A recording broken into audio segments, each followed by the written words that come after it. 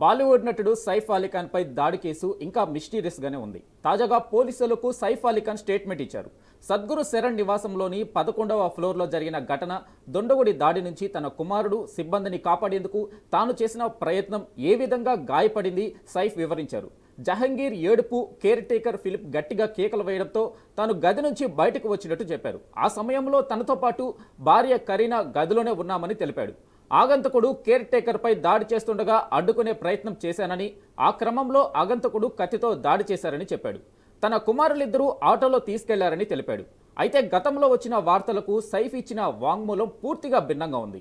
ఇదిలా ఉంటే ఘటనకు సంబంధించి సైఫ్తో పాటు పోలీసులు చెబుతున్న వాదనను నిందితుడు షహజాజ్ తరపు న్యాయవాది ఖండిస్తున్నారు.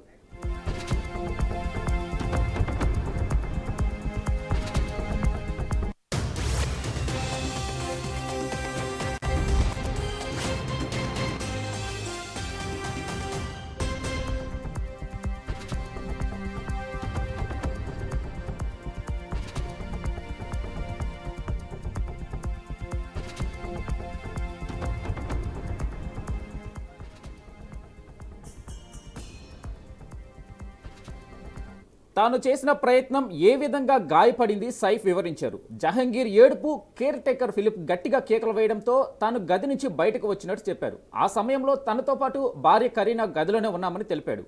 ఆగంతకుడు కేర్ టేకర్ పై దాడి చేస్తుండగా అడ్డుకునే ప్రయత్నం చేశానని, ఆ క్రమంలో ఆగంతకుడు కత్తితో దాడి చేశారని చెప్పాడు. ఇక దీనిపై పూర్తి సమాచారం మా అవుట్పుట్ ఎడిటర్ వెంకట్ అందిస్తారు. వెంకట్. రైట్ వెంకటేష్, సైఫ్ అలీ ఖాన్ పై దాడికి సంబంధించి రోజు 2 కీలక పరిణామాలు చోటు చేసుకున్నాయి. విచారణలో భాగంగా సైఫ్ అలీ ఖాన్ స్టేట్మెంట్ని పోలీసులు రికార్డ్ చేశారు. బాంద్రాలోని ఆయన నివాసానికి వచ్చి ఏం జరిగింది, ఆ రోజు ఏం జరిగింది అనే విషయంపై క్లారిటీగా అన్ని అంశాలను అడగడం జరిగింది. దానికి సంబంధించి ఆ రోజు ఏం జరిగింది ఏంటి అనే విషయంపై కూడా ఆయన సైఫ్ అలీ ఖాన్ క్లారిటీ ఇచ్చారు. అయితే గతంలో అంటే ఈ సైఫ్ అలీ ఖాన్ స్టేట్మెంట్కి ముందు వచ్చిన వార్తలకి సైఫ్ అలీ ఖాన్ ఇచ్చిన స్టేట్మెంట్ కొంత భిన్నమైనటువంటి వాదనలు కనిపిస్తున్నాయి. ఎందుకంటే ఆ రోజు ఆయన భార్య కరీనా కపూర్ అక్కడ నివాసంలో లేదనే వాదన బలంగా నిన్నటి వరకు వినిపించింది. కానీ ఈరోజు స్టేట్మెంట్లో ఆ రోజు దాడి జరిగిన రోజు ఆమె కూడా అక్కడే ఉన్నారని ఆయన చాలా స్పష్టంగా క్లియర్గా వినిపించారు. కేవలం తన కుమార్ని, అదేవిధంగా కేర్ టేకర్ ఫిలిప్ని కాపాడే క్రమంలో మాత్రమే దాడి జరిగిందని, అప్పుడు తర్వాత దాడి జరిగిన తర్వాత తన ఇద్దరు కుమారులు ఆటోలో ఆసుపత్రికి తీసుకెళ్లారని ఆయన చాలా స్పష్టంగా కామెంట్ అంటే క్లారిటీగా ఒక వాగ్మూలం ఇచ్చారు.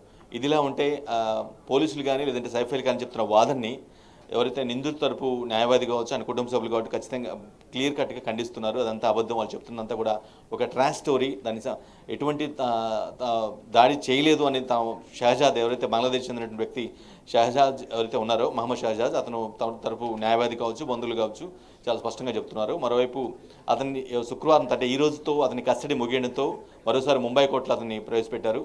సో ముంబై కోర్టులో ప్రవేశపెట్టిన తర్వాత 1 రోజులు కస్టడీ కోరారు. అంటే కేసు చాలా సివియర్ కేసు, చాలా విషయాలు ఇంకా తెలియాల్సి ఉంది, నిందితు నుంచి తీసుకోవాల్సిన అవసరం ఉంది కాబట్టి 1 రోజుల పాటు కస్టడీ కావాలని పోలీసులు కోరడం జరిగింది. బట్ న్యాయవాది ఇరుపక్షాల వాదనమైన న్యాయమూర్తి కేవలం 5 రోజులు మాత్రమే కస్టడీకి అనుమతించారు.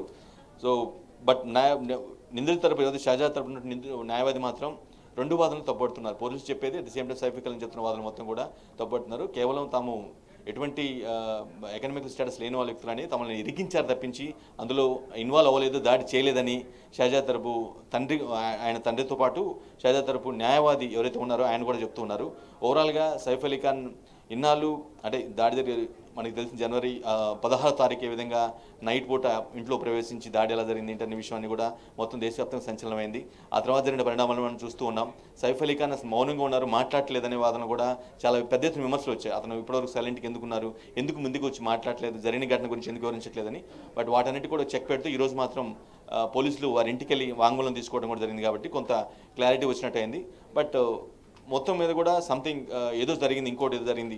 ఏదైతే దాడి షహజాద్ని అతనే నిందితుడని తెలుస్తూ కస్టడీ తీసుకోవడం కానీ విచారణ కానీ చేస్తూ ఉన్నారు కానీ బట్ అంతకుమించి ఏదో జరిగింది, ఇంకా ఏదో కన్స్పిరసీ ఉంది, అటువైపు సైఫ్ అలీ ఖాన్ తరఫున కూడా కుట్ర ఏదో దాగి ఉందనే వాదనలు అయితే బలంగా వినిపిస్తున్నాయి. దీనికి సంబంధించి పోలీసులు ఇన్వెస్టిగేట్ అయితే చేస్తూ ఉన్నారు. బట్ కొంత ట్రాన్స్పరెంట్గా లేదు విచారణ అనే వాదనలు కూడా బలంగా వినిపిస్తూ ఉన్నాయి. వెంకటేష్.